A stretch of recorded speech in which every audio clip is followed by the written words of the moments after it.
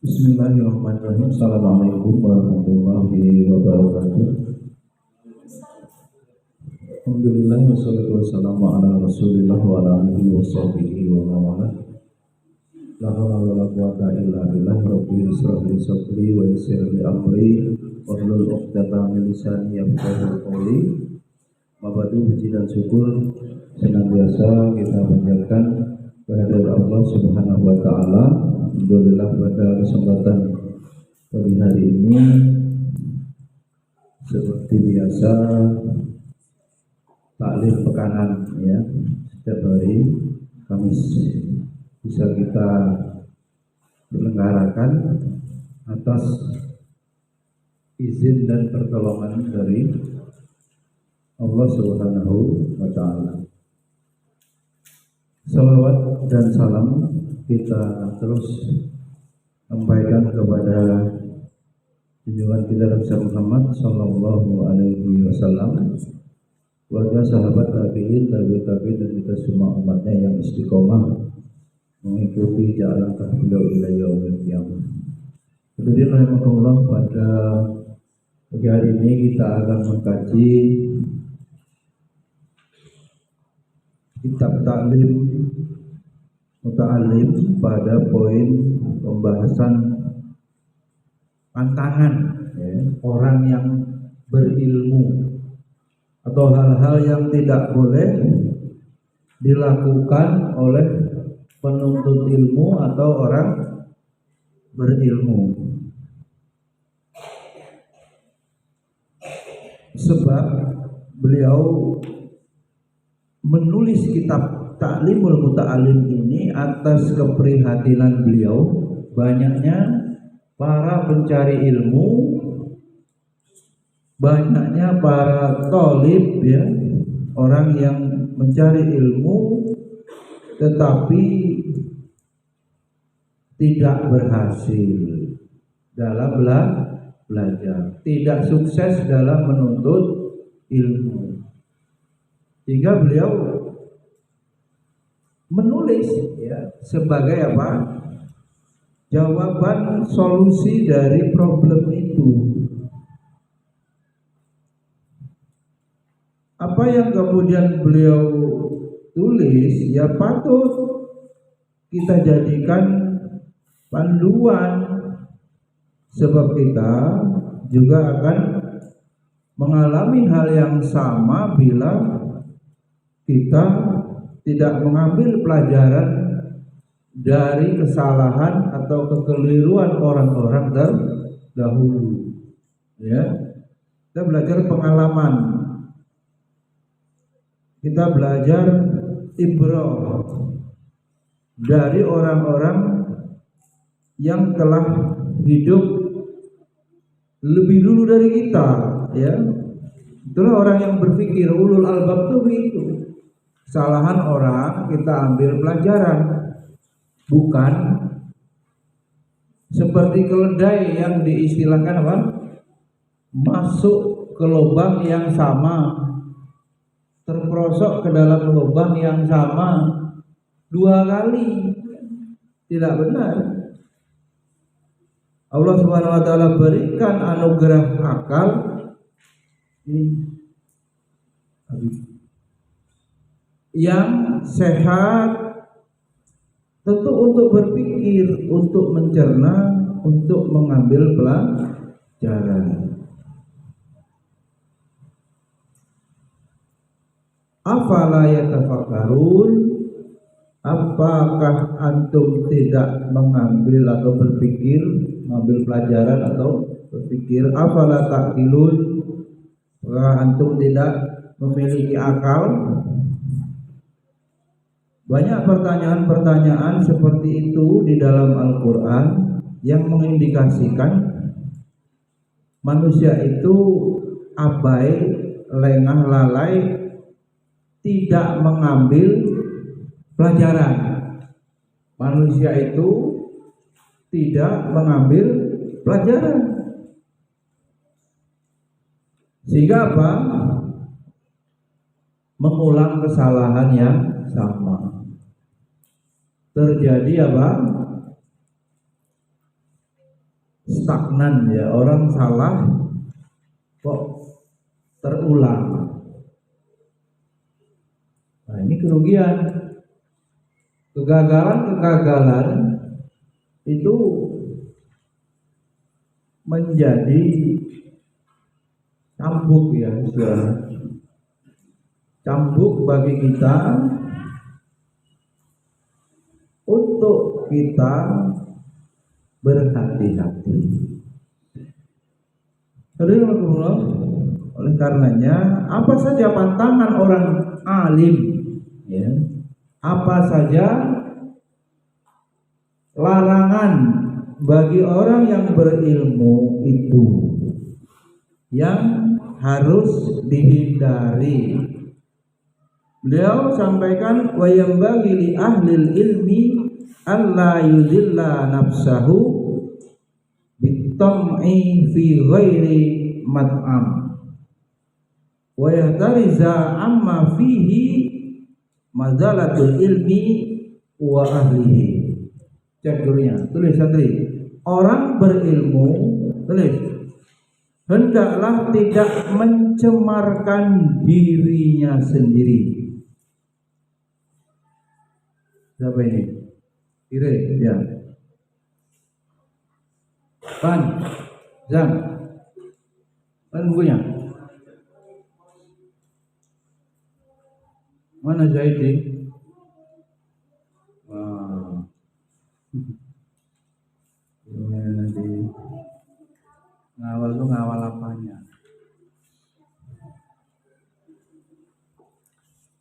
Gus, mana penanya? Orang berilmu hendak tidak mencemarkan dirinya sendiri dengan bersikap tamak, dengan bersikap rakus, tamak.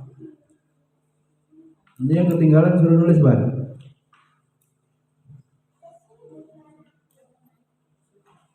Terhadap sesuatu yang tidak semestinya.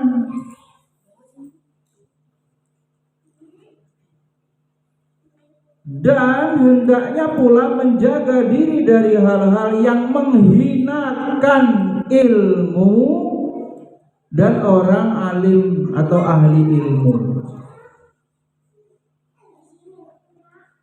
Apa tadi poinnya? Tidak boleh rakus terhadap sesuatu yang tidak semestinya, dan juga hendaknya menjaga diri dari hal-hal yang merendahkan ilmu dan pemiliknya. Nanti beliau lanjutkan. Tulis dulu itu yang poin barusan itu. Wa yaqulu mutawadian wa tawadu baina takabburi wal madallah wal iffah kadzalik wa yu'rafu. Kemudian beliau lanjutkan, wa yu'rafu dzalika fi kitabil akhlaq. Apa itu? Hendaklah bersikap tawadu, yaitu sikap tengah antara angkuh dan hina, ya. Apa yang harus dilakukan seorang pencari ilmu? Tawadu. Dan tulis belum?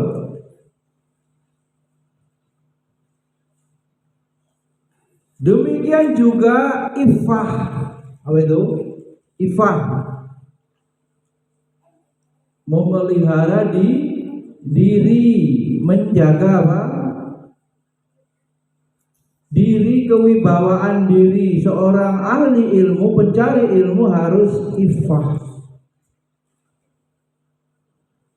Dan juga beliau menyuruh kita mempelajari di dalam kitab-kitab akhlak. Dari fi kitabil akhlak kata beliau. Artinya beliau tidak membatasi yang harus dikuasai oleh seorang santri penuntut ilmu. Berarti apa yang harus dimiliki? Tawadu, ya, merendahkan diri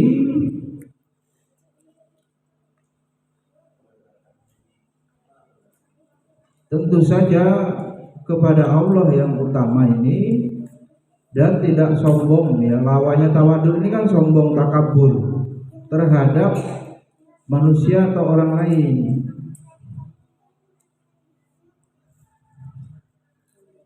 Beberapa hari yang lalu ada postingan apa itu, Bah? Jangan ngemis ya. Apa itu?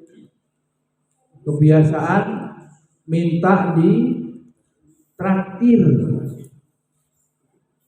Seorang ustadzah kok terhadap temannya gampang apa? Memojokkan, traktir dong ya.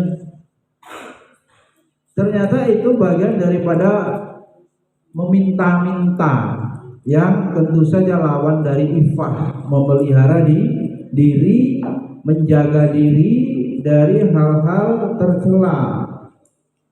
Ya.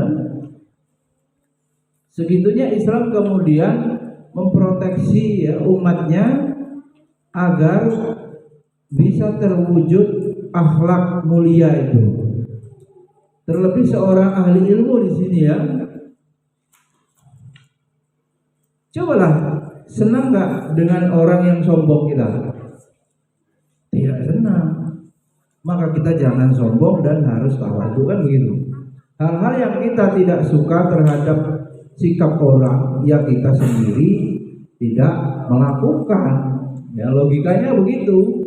Kita diperlakukan sombong, tidak suka, maka kita jangan menjadi orang yang sombong. Mudahnya begitu. Lawanannya kita harus menjadi orang yang rendah hati, tawadhu. Apalagi urusan ilmu ya. Sering dibilang apa? Di atas langit masih ada langit. Dalam hal harta juga demikian ya. Ada orang kaya, ternyata masih ada yang lebih kaya lagi, Terakhir secara akidah, dia Allah Subhanahu wa taala yang ghani, yang maha kaya. Kalau kita sombong dengan ilmu, Allah Subhanahu wa taala yang maha alim. Tuh. Sombong dengan kecantikan, Allah yang jamil. Ya, Allah yang indah, keindahan wanita seperti apa, kecantikan wanita seperti apa, ketampanan laki-laki seperti apa, kalah. Semuanya ada yang lebih, yang maha itu. Secara akidah juga orang yang sombong itu lupa ya bahwa apa yang dia miliki pemberian anugerah milik Allah. Apa hebatnya orang cerdas? Ya memang Allah kasih kecerdasan. Sebetulnya begitu ya. Kalau dia paham hakikat apa yang Allah berikan atau nikmat itu, nikmat cerdas, ya Allah beri. Anak santri yang yang tidak pinter jahil, lama pahamnya, tell me, loading lambat, itu juga dia tidak ingin seperti itu. Atau di hubungan psikologi, orang tuanya memang nggak pinter, wajar aja anaknya nggak pinter. Dia tidak ingin, tapi Allah menetapkan anak itu atau santri itu memang seperti itu, lemah dalam hal menangkap pelajaran. Jadi tidak perlu dibuli-buli, nggak perlu. Wong itu pemberian gitu. Yang pinter nggak perlu sombong, yang memang ditakdirkan tidak pinter pemberian. Seberapa loh hebatnya orang tua mengajari, seberapa hebatnya guru mengajari ini. Ya memang Allah yang kuasa. Maka guru robbani ini poinnya, para guru sadarkan seluruh ikhtiar antum dalam mengajar kepada Allah, sadarkan kepada Allah, guru robbani. Ya Allah, saya mau mengajar, mudahkan ya Allah. Santri-santri saya paham, mendapat hidayah irsyad, dan berikutnya Engkau berikan hidayah taufik sehingga dia mau mengamalkan. Begitu saja guru itu. Sukses tidak sukses dalam agama kita tidak dinilai, yang dinilai proses. Berhasil tidak berhasil bukan ranahnya guru, bukan ranahnya orang tua, itu ranahnya Allah. Ranah orang tua dan guru mendidik, berikhtiar, mengajar, berikhtiar. Kalau petani itu nandur, nanam. Titik. Ya. Kemudian memelihara diri ini berat ya. Orang itu kalau tidak punya iman yang kuat, mudah apa? Mudah tergoda, mudah apa? Bosan dengan penderitaan. Ada status apa, Bang? Aku nggak ingin seperti Abi menderita, ya kan? Bapaknya ustadz senior, miskin gitu ya. Anaknya nggak mau kerja nanti seperti Abiku, susah menderita terus. Coba. Kalau begitu kemudian kita berhenti berdakwah, ya selesai. Kan kita sering mendengar, kita memulai karena Allah, tidak boleh berhenti karena manusia. Maka komitmen menjadi pejuang tidaklah mudah. Komitmen menjadi orang yang dipilih oleh Allah, menolong agama Allah ini tidaklah mudah. Jalan mendaki, pernah disampaikan, jalan dakwah tarbiyah ini jalan yang terjal, jalan yang mendaki. Seluruh setan baik di kalangan jin dan manusia akan menghalangi, akan menggoda, akan menggelincirkan jika seseorang itu telah berazam meniatkan dirinya berada di jalan dakwah. Ya, nggak akan dibiarkan begitu saja. Dibuat berantem ya, santri mau serius cari ilmu nggak cocok sama gurunya, nggak cocok sama temannya, nggak cocok sama makanan pondoknya, nggak cocok sama lingkungannya, nggak enak, nggak bisa olahraga, bosen. Ini nggak dapat ilmu. Wah, gurunya ini nggak cocok, bosen. Wah, atasannya cerewet, nggak cocok, keluar. Ujung-ujungnya nggak berada di jalan dakwah, nggak berada di jalan perjuangan. Padahal tujuan para santri ini ya, untuk semuanya menjadi pejuang, bukan menjadi pejabat, bukan menjadi apa? Orang besar yang dibilangkan Kiai Zarkasi itu orang yang menghidup-hidupkan agama. Abi titipkan, lanjutkan estafet dakwah ini. Semua akan meninggal. Ya, secara logikanya yang muda-muda yang menggantikan. Antum belajarlah sebelum memimpin, belajarlah sebelum nanti akan menjadi dewasa dan sibuk dengan tugas-tugas urusan keluarga, urusan masyarakat, sehingga tidak ada lagi waktu untuk belajar. IFA ini juga dalam implementasinya misalnya tidak diajak rihlah, tidak diajak kondangan dalam organisasi, dirinya kayaknya kok kayak nggak dianggap, nggak usah meminta-minta, terus baper, merasa dirinya tidak dihargai, susah. Mau liburan ke Lampung Walk aja nggak akan bisa cocok, karena yang hari Sabtu kuliah kan nggak bisa semua. Di hari Senin sampai Jumat emang pelajaran itu jangan diganggu, kan gitu Mbak Rahma, kan pikirannya nggak semudah itu. Kadang-kadang ingin ya, kita ini bukan mau senang-senang, urusan rihla itu orang tuanya sudah pasti fasilitasi. Tinggal yang mondok ini aja lah. Yang mondok aja kalau libur dia pikiri kemarin udah renang kemana itu, mana pikir. Artinya apa? Udah pasti dipikirkan orang tuanya. Maka hal-hal seperti itu saya menganggap psikologi atau kejiwaan santri sudah terpenuhi gitu. Yang kita fokuskan ilmu. Memang ijazah begitu saja yang pokok. Ya.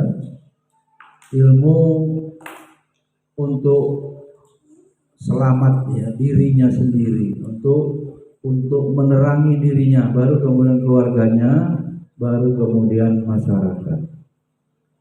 Jadi nggak ada urus-urusannya dengan piala, nggak ada olimpiade ini, enggak boleh, tapi bukan itu ya yang dipikirkan oleh lembaga atau ruhnya apa? Ruhnya kemarin bang, ruhnya apa bang? Malam-malam itu kita bilang ruh lembaga itu apa? Ya abah mah. Jadi tanyain kepada abah kalau nggak salah. Masih ada videonya. Ruh lembaga adalah amar ma'ruf nahi munkar. Adanya itu. Jadi atau kalau Mbak Roma nyari guru ini kayaknya belum standar ya, tidak ada yang sempurna, ada kurang-kurangnya. Memang supaya masuk sistem circle Islami supaya berubah. Kalau nggak kuat 3 bulan bisa tereliminasi. Jadi seleksi alam, alam dakwah. Kalau kuat dia jadi baik, jadi rajin ibadah, rajin tahajud, rajin cinta ilmu ya. Bagaimana santri ini cinta ilmu? Ya tentu gurunya lebih lagi harus cinta ilmu ya.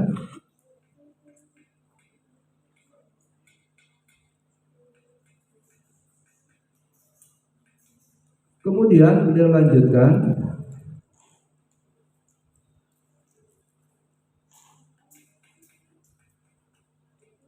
inna tawadu'a min khisali al-muttaqi. Sungguh tata krama. Apa ini tata krama? Sopan santun, beradab, dalam mana sempit ya, adab yang sopan santun itu kata beliau khisalil muttaqi, melekat sifat sopan santun itu pada orang yang muttaqi, orang yang bertakwa. Di ayat gimana? Inna akramakum indallahi atqakum. Sekaligus ya, polemik ini, tidak ada orang yang mulia karena keturunan atau nasab.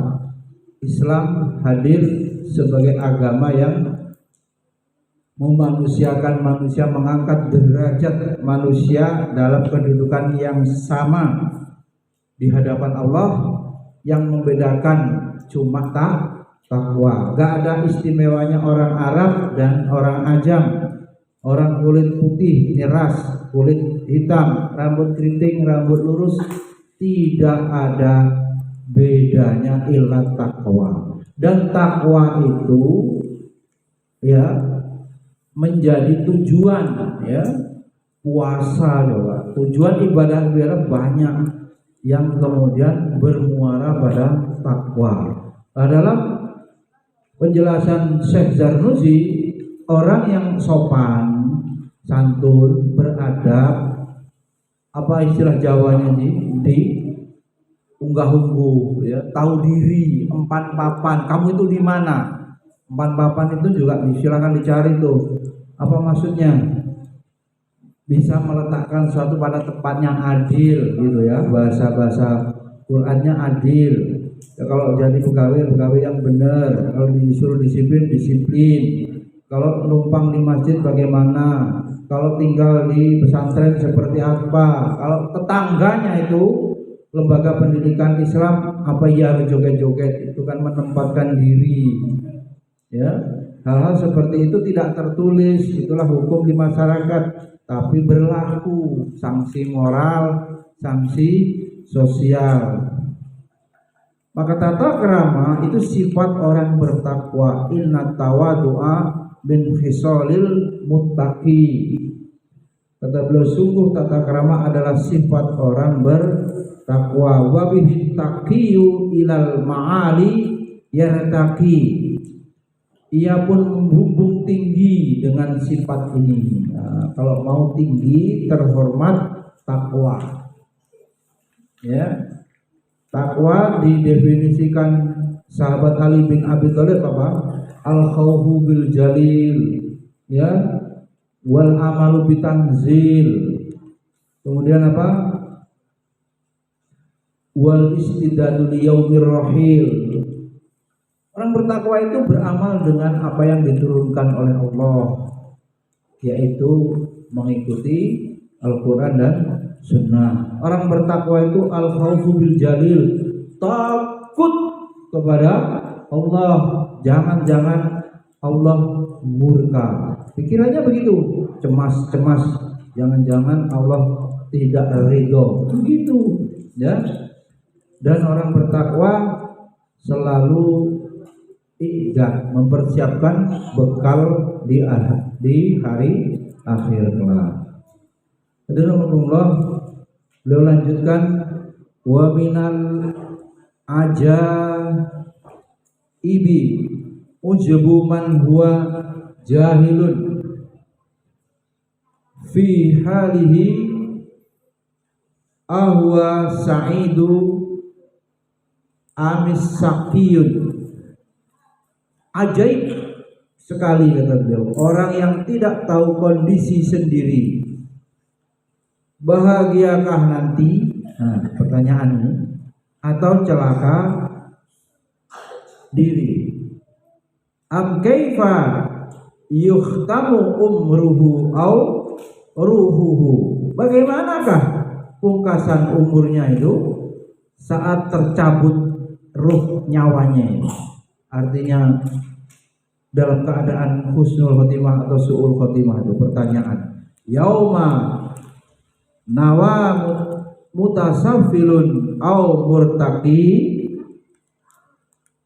di hari kematian dia terjatuh atau mulia, dia husnul khotimah atau su'ul khotimah. Wal kibriya li rabbina sifatul lahu, dan sombong atau kebesaran yang boleh sombong itu sifat khusus bagi Allah. Mahsusatun fatujanniban hawattaqi, maka hindarilah ya sombong itu, karena itu khusus bagian Allah, dan jadilah wattaqi, orang-orang yang bertakwa, orang-orang yang takut kepada Allah. Qala Abu Hanifah radhiyallahu anhu li ashabihi azimu imakum wa wasi'u akmamakum. Berkata Imam Abu Hanifah radhiyallahu anhu kepada sahabat-sahabat beliau, apa perkataan beliau? Besarkanlah putaran surbanmu dan longgarkanlah lengan bajumu. Wa inna maqala dzalika li anna yustakhaffa bil ilmi wa ahlihi. Justru demikianlah beliau menganjurkan agar ilmu dan orang alim tidak lagi dipandang remeh. Tuh, bergeser ya dari kebendaan materialisme, dari paham isme jabatan, ya, gila jabatan, gila harta, korun simbolnya, Fir'aun gila jabatan.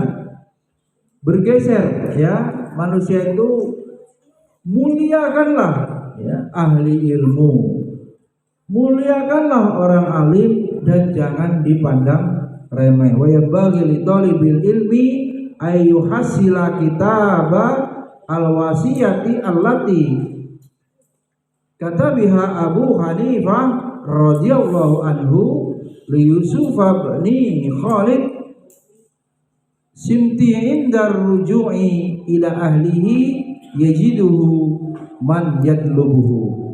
Sebaiknya penuntut ilmu berhasil mendapatkan buku wasiat diperintah beliau yang ditulis oleh Imam Abu Hanifah untuk Yusuf bin Khalid As-Simti, ya.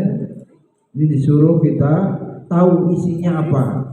Imam Abu Hanifah menulis buku atau wasiat yang ditulis oleh Imam Abu Hanifah diperuntukkan untuk yang bernama Yusuf bin Khalid As-Simti. Beliau adalah siapa itu? Salah satu sahabat Imam Abu Hanifah yang banyak belajar kepadanya. Yusuf bin Khalid itu, Imam Masyawi mengatakan bahwa Yusuf bin Khalid itu termasuk orang pilihan. Dia perawi hadis dalam sanad Ibnu Majah dan ulama berpengaruh di zamannya. Imam Abu Hanifah nulis wasiat nasihat untuk Yusuf bin Khalid. Apa itu? Ketika kembali pulang ke tengah keluarganya di Basrah, buku ini bisa didapatkan oleh orang-orang yang mencarinya. Waqad kana Astazuna Syekhul Islam Burhan Al-A'immah Ali bin Abi Bakrin qaddasallahu ruhu Al-Aziza amarani bikitabatihi indar ruju'i ila baladi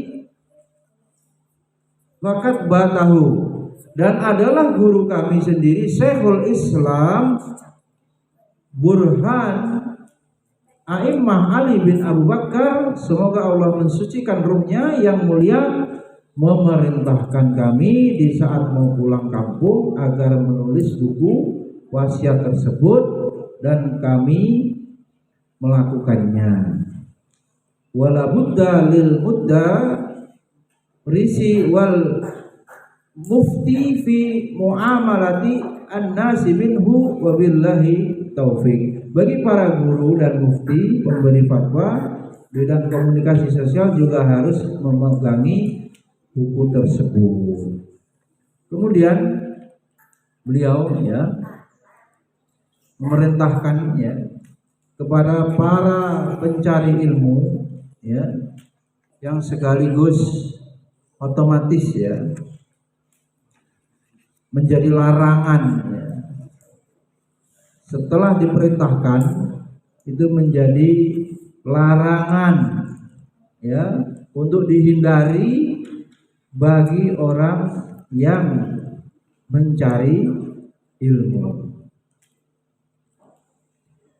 Dalam kitab Tazkiyatun Nafas sering diulang-ulang apa pengaruhnya atau apa yang paling menghalangi manusia wusul atau sampai kepada Allah. Apa itu? Jadi apa yang menghalangi orang itu sampai kepada Allah?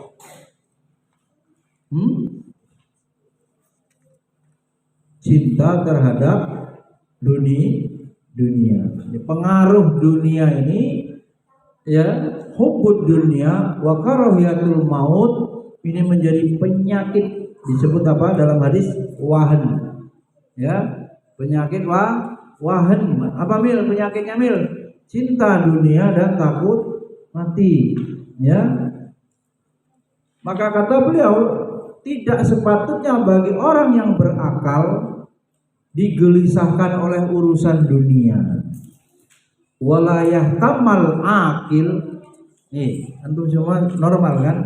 Akal sehat, tidak idiot, tidak keterbelakangan mental. Kata beliau, ini nggak pantas orang berakal gelisah terhadap di amri dunia, urusan dunia. Li annal hamma wal hazana la yaruddu musibatan. Susah gelisah di sini tidak akan dapat menolak musibah. Sedihmu, gelisah mikirkan dunia itu tidak akan bisa menghilangkan jatah musibah kalau memang Allah menetapkan musibah.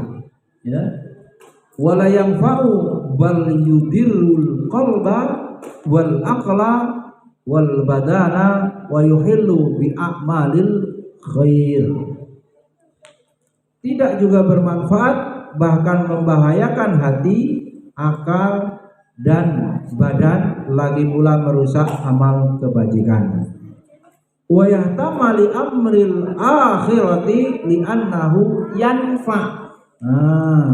Tapi hendaklah memusatkan perhatian pada urusan akhirat ini. Karena hal itu yang bakal atau memberikan manfaat. Nggak boleh orang tua yang kepanjangan mikirnya. Ekonomi sulit, nanti anak saya bagaimana, kerja apa, anak saya nanti tinggal di mana, terlalu jauh. Ya, orang yang sampai punya prediksi futuristik yang kepanjangan di sini dilarang. Justru yang harus dipersiapkan bagaimana kalau sewaktu-waktu tiba-tiba Allah memanggil atau ajal menjemput, ya. Memang meletakkan hati pada porsi yang tepat, semangat dia itu gimana itu? Ikmalu lidunyaka, beramal kamu untuk urusan duniamu, ka'annaka ta'isu abadan, seolah-olah kamu itu bersemangat bekerja, ya, berusaha itu seperti hidup selama-lamanya. Wa'mal li akhirataka ka'annaka tamutu godan, dan kamu beribadah khusyuk seakan-akan itu ibadah terakhir dan besok kamu mati. Nah, meletakkan kondisi itu secara tepat, ya, butuh iman, ya, butuh akal, ya, butuh kecerdasan. Artinya dalam bekerja kita harus apa istilahnya itu, profesional, harus amanah, memiliki integritas, tanggung jawab, seraya hatinya tidak lalai untuk mengingat Allah, dan pada akhirnya bisa jadi ajal menjemput. Mulai barisannya. Ya, terus semangat ibadah, semangat bekerja, tapi juga hatinya ingat, ya, kepada Allah, siap-siap. Nah, ini santri, emang nggak ada santri meninggal? Ada, belum lama itu di pondok.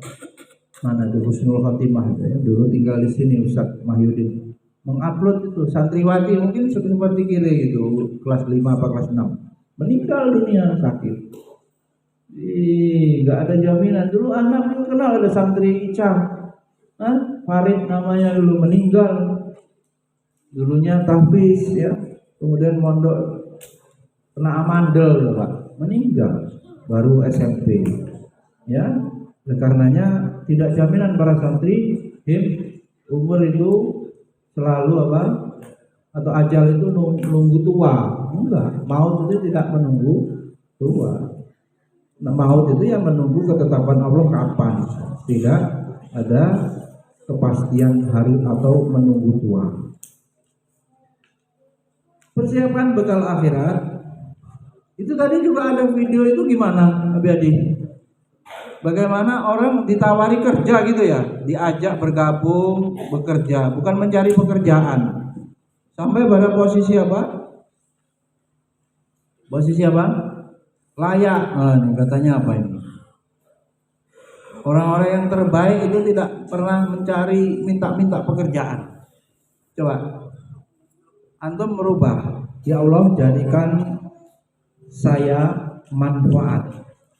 Sebagaimana doa itu, Allahumma inni as'aluka ilman nafi'an. Jadi orang manfaat, ilmu manfaat, kemudian memilih jalan dakwah. Mana yang pengen tahu organisasi yayasan? Pikirannya apa itu? Siapa yang pengen mimpin? Yayasan itu sangat pusing mencari guru beradab, mencari orang yang alim, yang gak mata duiten, yang punya ghirah, ya. Li'ila'i kalimatillah itu tinggi, itu dicari guru gitu, ya. Dia akan diberikan tugas memimpin, menjadi mudir atau menjadi kepala sekolah di pondok tertentu. Itu pikirannya. Atau paling nggak level di bawahnya, wakilnya, wali kelasnya dicari, ya. Sampai hari ini krisis, ya. Sampai Ustaz Adian barusan sekarang ini sedang mengkader kursus adab, guru adabi 2 hari, ya. Itu dilakukan beliau karena sama ya waktu beliau ke sini bagaimana untuk mendirikan lembaga nasihat yang paling berat nasihat beliau guru yang beradab itu yang susah. Yang lain-lainnya susah tapi masih mungkin ada solusi. Tapi kalau guru yang beradab sangat sulit ya. Ada pinter mata duitan ya. Ada dia pinter nggak mau tahajud ya. Macam-macam. Ada mungkin akalnya kecerdasannya pas-pasan ya. Tapi dia sabar macam-macam. Padahal kita paham dalam konsep Islam guru itu harus yang paling paling berakhlak, paling pintar karena dia mengajar. Seharusnya profesi menjadi guru ini profesi yang paling bergengsi, yang paling sulit melebihi profesi pilot atau profesi dokter. Kalau Indonesia belum meletakkan atau tidak beradab begitu, adab kepada ilmu, yaitu menempatkan posisi guru sebagai tertinggi, posisi yang tertinggi, ya Indonesia tidak akan maju. Karena dari semua profesi itu yang melahirkan adalah guru. Ya. Mau ada pilot, mau ada arsitek, kan mereka harus belajar. Siapa yang mengajari? Ya guru. Ya. Termasuk mungkin istilahnya dosen. Ya. Tapi ya guru yang memudahkan. Kalau nggak ada guru, nggak ada pembangunan sumber daya manusia. Afala taqilun. Iqra bismi rabbikal ladzi khalaq itu menempatkan kedudukan guru ini yang paling mulia, yang paling tinggi ya. Kan tidak mungkin bertakwa, ya kan? Yarfa'illahu alladziina aamanu minkum itu enggak mungkin kalau tidak punya ilmu ya. Ilmu menjadi prasyarat untuk menjadi orang-orang bertakwa. Jadi alhamdulillah masalah dunia ini ya mengganggu. Kan ada juga mending jadi kurir JNT kurir apa itu? Ya Bang? Pokoknya kerja gajinya 4 juta daripada guru tahfiz mungkin 1 juta atau berapa. Atau mending jadi pelatih anjing, kan ada itu kisahnya, daripada guru tahfiz. Ya kan begitu. Ya kita jawab apa? Pahala di sisi Allah ya. Nilai ya menjadi pejuang itu tidak bisa dirupiahkan, tidak bisa dinominalkan, tidak ada bandingannya. Sebab kita wal akhiratu khairu wa abqa, kita lebih mencari kekekalan di akhirat kelak. Di dunia ini dihargai atau tidak dihargai, digaji kecil atau besar itu tidak menjadi tujuan dia. Nabi juga ada yang bayar, ya kan? Pikiran kita berpikir bagaimana kita memberikan manfaat, menolong agama Allah. Nah, kata kuncinya Ustaz tadi yang sampaikan, intang zurullah yang surkum. Apa kita termasuk, pertanyaan berikutnya, termasuk orang yang menolong agama Allah atau bukan? Nah, itu. Kalau sudah termasuk berada fi sabilillah, pasti Allah tolong. Bukan JPL 4.000, 3.000, 5.000, bukan. Ya, itu hanya sekedar ya kehidupan dunia ini, ada gaji ya, di organisasi sekolah ada salary ya, ada mukafaah, itu sunatullah yang umum lah, adat ya, adat. Tapi hakikatnya yang dicari seorang guru pejuang bukan itu. Ya, dia tidak ingin berebut harta, dia ingin memperbanyak bekal akhiratnya, memperbanyak amal akhiratnya. Begitu. Dan rasa-rasanya ya, kenyataannya tidak ada orang yang kelaparan kalau menjadi apa? Pejuang Allah. Maka niatnya benar, mau cari apa?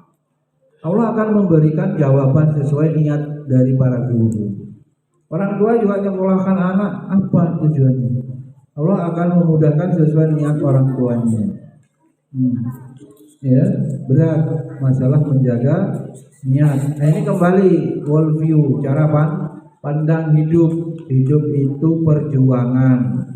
Hidup itu harus diisi menolong agama Allah. Ya, santri itu amanah, anak amanah dari Allah. Orang tua dititipi supaya anak kemudian dididik menjadi para penyembah Allah ya, menjadi hamba Allah. Nah, kembali kepada worldview-nya. Maka yang paling menghalangi ya komitmen berislam itu hubud dunia. Kemudian beliau tegaskan di sini bahwa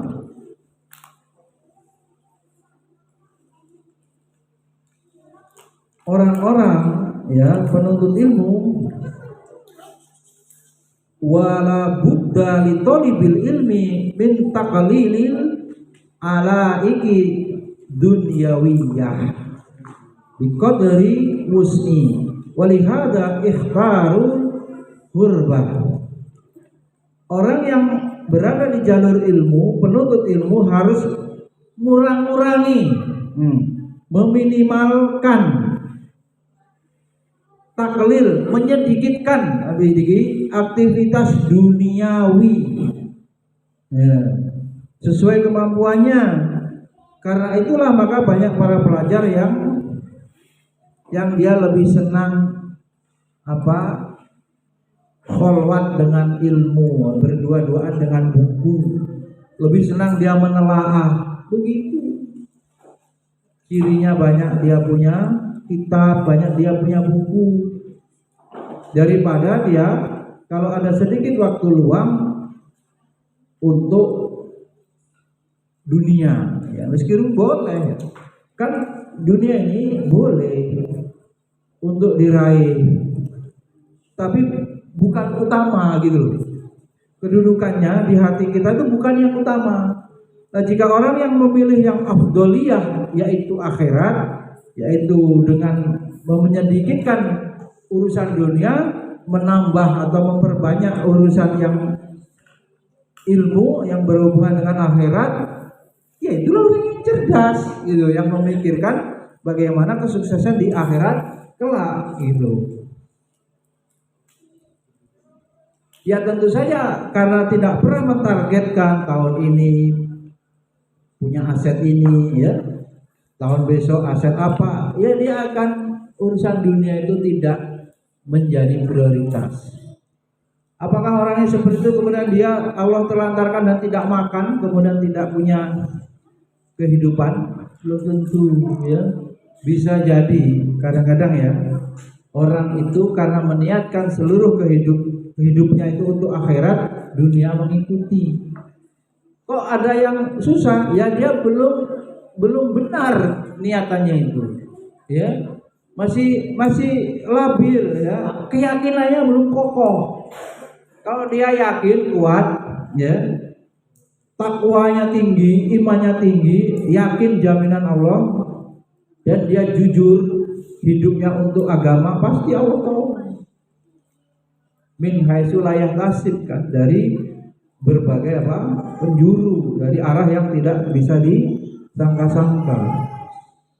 Maka dalam masalah niat itu betul-betul menjadi ukuran ya, orang itu diuji benar dia mau komitmen menjadi pejuang atau daripada nggak punya kerjaan jadi guru.